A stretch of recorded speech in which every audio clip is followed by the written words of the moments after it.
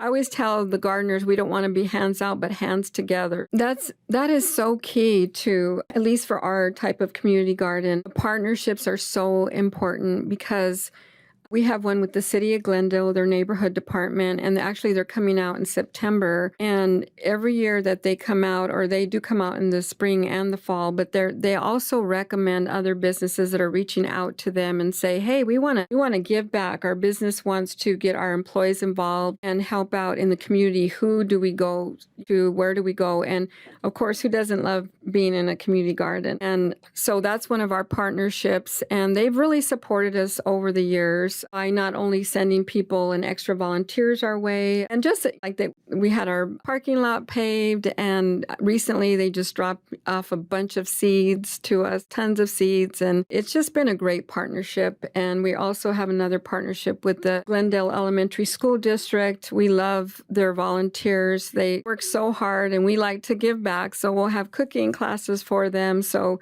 I always tell the gardeners we don't want to be hands out, but hands together. So we will put on those vests, and for the city of Glendale, we will volunteer and go pick up trash on those days that they have their volunteer days to help the city. So we just want to work together. But we go and we share about the community garden and how they can grow. We've also had the moms come out there and grow in the community part of it. And actually, some of the moms have even actually ended up staying and having their own garden beds. And so we like to share as planting calendars. And I'm always surprised what excites the moms, because I took a big basket of wonderful vegetables, Swiss chard, kale, etc. And they wanted the rosemary because that helps the hair grow, the romero. And I thought that was interesting. But I also been to inside the classrooms where little kindergartners teaching them how to grow little peas or green beans. And so it's just been fun. It's a great partnership, especially because we're part of their wellness program where they get points. The staff gets points when they attend some of the activities at the community garden.